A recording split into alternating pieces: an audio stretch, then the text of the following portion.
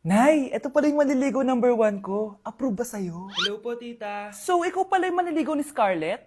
Ano ang kaya mong ibigay sa anak ko? Hindi man po ako mayaman, pogi naman ako. Pas sa walang pera? Sa daming luho ng babaeng to? Hindi mo mabubuhay yung anak ko. Di naman importante yung pera na eh. Basta pogi.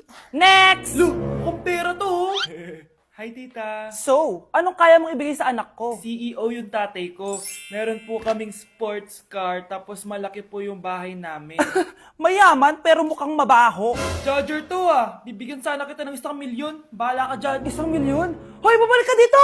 Nay, puro ka next. Gustong-gusto ko na magka-jowa. Siyempre, gusto ko yung perfect na lalaki para sa'yo, anak. Hello po, tita. Oh, anong kaya mo ibigay sa anak ko? Hindi po ako mayaman, tita. At hindi rin po ako sobrang gwapo. Pero malinis po ako sa katawan. At marunong din po ako maglinis ng bahay at ng mga plato. Wow! Ganito yung gusto ko lalaki para sa'yo, anak. Kaya etong award-winning Wise Cleaner ang gamit ko kasi ito ang the best dishwashing liquid kit. Tara, samahan niyo ako gumawa ng dishwashing liquid. Nabili ko nga pala tong kit na to for only 250 pesos at ito yung mga laman niya. Siyempre, importanteng basahin niyo muna yung instructions. At ayun na nga, nag-umpisa na tayo. Naglagay lang ako ng 14 liters sa timba namin. At ang unang nilagay ko ay itong bubble booster. Susunod ay nilagay ko na rin yung surfactant. So kailangan paikot niyo tong ilagay. O diba, para ka lang nagluluto. Nag-set lang ako ng timer for 20 minutes para hintayin matunaw lahat ng ingredient. Pagkatapos nun ay haluin nyo na mabuti at ilagay nyo na yung premix bottle. So ito pala nabili ko ay calamansi flavor at ito na yung magiging kulay ng dishwashing liquid natin. Nilagay ko na rin pala yung thickener para maging malapot na yung dishwashing liquid natin. Pero dahan-dahan lang guys ha. At ayun, tinakpan ko na at babalikan natin for 24 hours. So mukhang okay na at bumili din ako ng mga bote. Dito ko ilalagay yung mga dishwashing liquid. Naisip ko lang na perfect pala to maging business. Kasi madali lang gawin at madami ka rin magagawa. Nagprint lang ako ng mga stickers at ayan, pwede na natin siyang ibenta guys. Kung ako tatanungin nyo, super worth it nitong Wise Cleaner.